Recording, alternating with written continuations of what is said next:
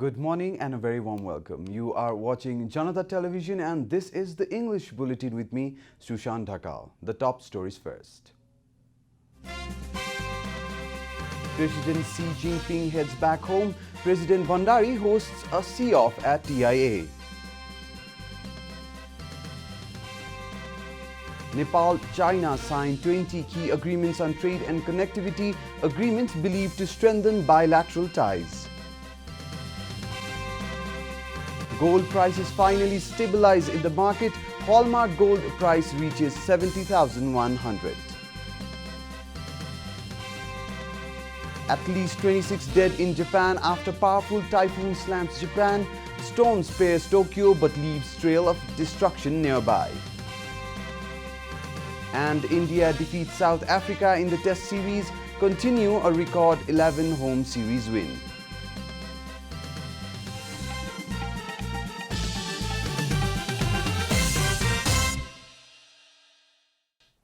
And now the news in detail. Chinese President Xi Jinping has returned to China after concluding his two-day state visit to Nepal. President Xi, who arrived in Kathmandu on Saturday, left for China at 2:15 p.m. yesterday. President Bidya Devi Bhandari hosted a grand farewell for her Chinese counterpart at Tribhuvan International Airport. President Bhandari was accompanied by Vice President Ananda Kishore Pun, Prime Minister KP Sharma Oli, Chairman of the National Assembly Ganesh Prasad Timalsina and other top leaders. President Xi was given the Guard of Honor by the Nepal Army just before his departure. Meanwhile, all other flights, both internal and international, were kept on hold from 11:20 in the morning to 2 in the afternoon yesterday. Nepal and China have signed 20 agreements to strengthen their bilateral ties during Chinese President Xi Jinping's two-day visit to Nepal. Physical infrastructure, connectivity, trade, border management, including others, have been endorsed in the agreements signed after mutual discussions between the leaders of the two states. President Xi Jinping's arrival in Kathmandu on Saturday was a much-awaited visit for both the government and the people of Nepal, as President Xi was the first Chinese top leader to do so in 23 years. Nepal and China on this occasion inked 20 major agreements to help improve trade and connectivity. A high-level delegation talk led by the team of President Xi and Prime Minister Oli had been conducted before signing these agreements.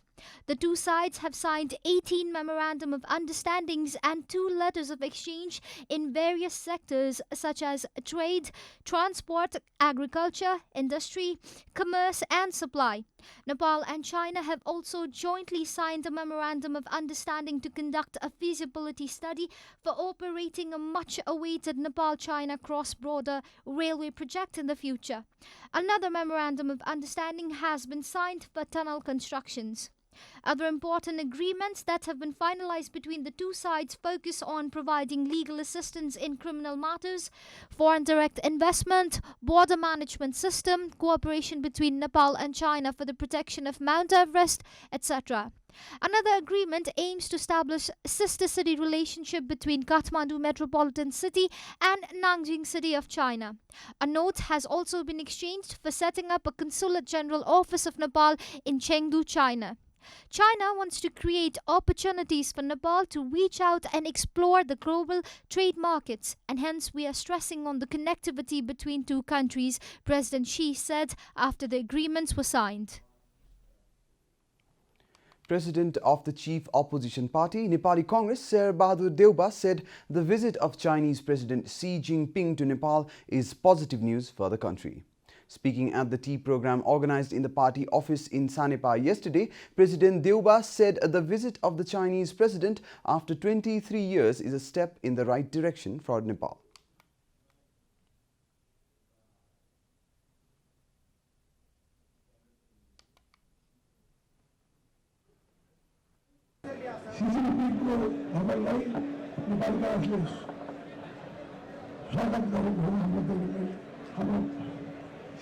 नेपालको दोस्रो राष्ट्रपति रूपमा आउनुभएको थियो। पहिलोपल्ट prime मिनिस्टरदेखि जब राष्ट्रपति हुनुहुन्थ्यो त्यसबेला आउनुभएको थियो भनेदेखिलाई धेरै वर्ष पछाडि अहिले सी जिनपिङ नेपालमा आउनुभयो। हाम्रो पार्टीको तर्फबाट उहाँलाई हार्दिक स्वागत।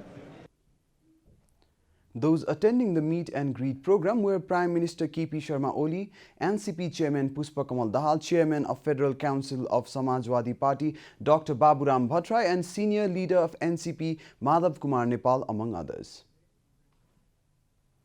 This is Janata Bulletin. We'll be right back after a short break.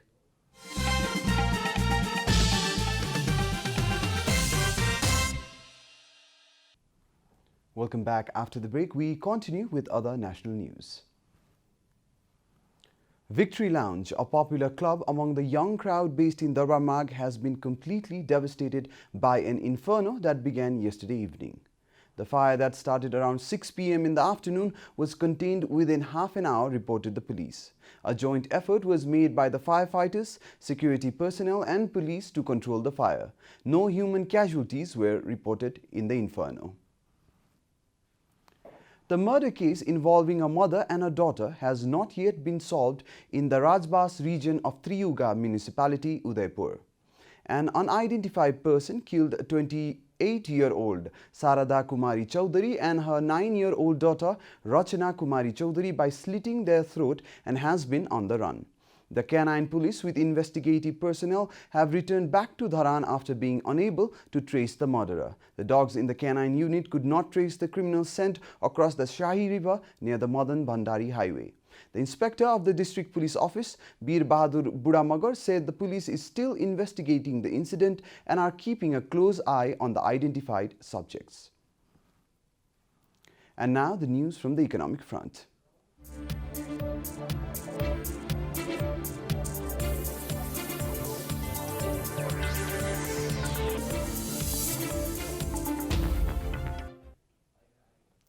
The gold price dropped by 300 rupees yesterday to reach 70,100. The gold prices dropped after the Dasai festival has come to an end. The hallmark gold price was sold at 70,100 rupees, whereas the Tejabi gold stood at 69,800. Silver per 10 grams held up at 845 rupees. The gold prices had been soaring high in the Nepali market. Prices has skyrocketed to as high as 73,000 in the month of August. These prices are expected to stabilize for some time now.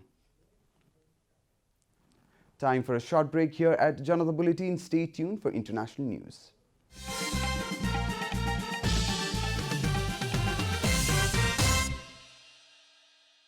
Welcome back, and now the international news.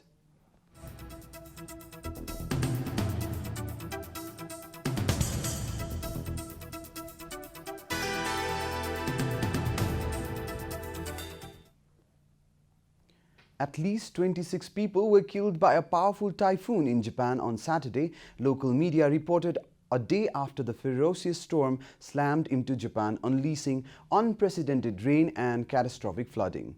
According to AFP, more than 100,000 rescuers, including 31,000 troops, were working to reach people trapped after torrential rain caused landslides and filled rivers until they burst in their banks.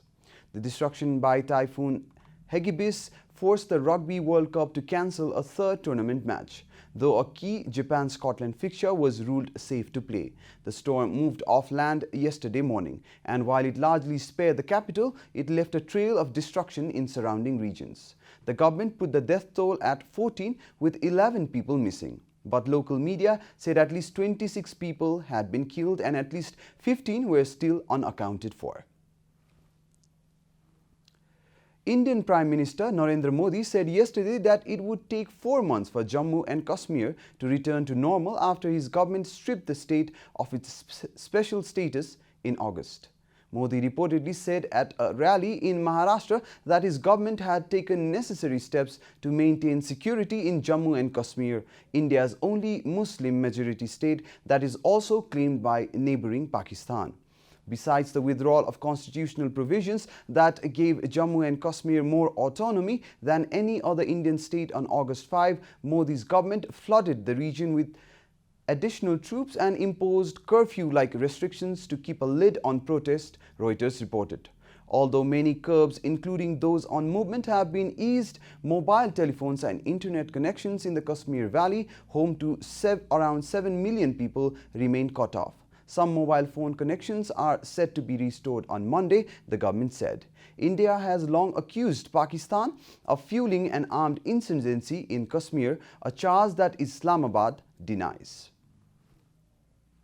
You are watching Janata Bulletin, and now the latest from the world of sports.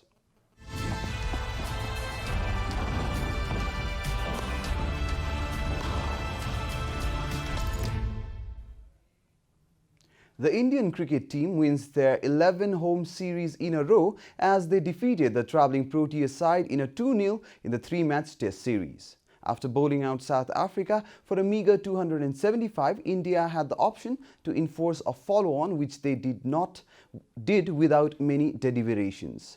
There was little joy for South African team trying to save the test as they lost their top order yet again to a ruthless Indian bowling side. Not one player for South Africa reached a 50-run mark as they were bowled out for 189. India won the match by an innings and 137 runs. The South African team has struggled all throughout their travels in the subcontinental spin-friendly wickets. After the series loss, South Africa has the opportunity to save further embarrassment by defeating the Indian side in the third test of the 3-match test series. Germany and Netherlands earned important points as Belgium continues its flawless record in the Euro 2020 qualification.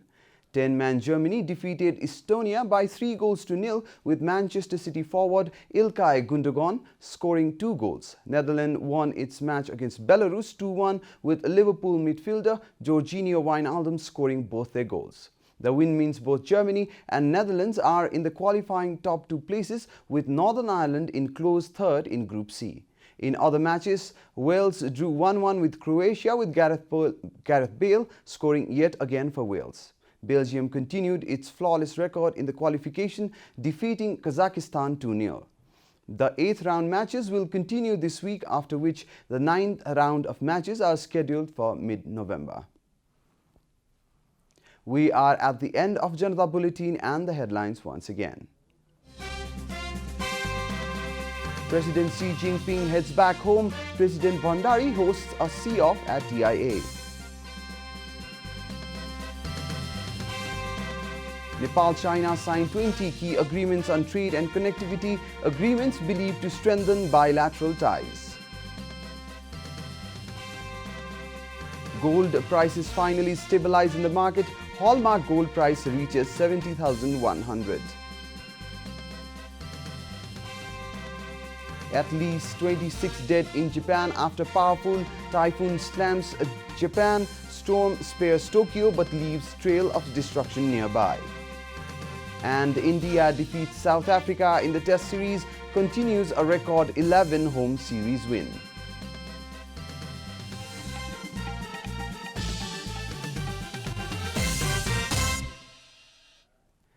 And that's all from the English News Desk for today. You can follow Janata Television and our programs on various social media platforms, including on our website janatasamachar.com.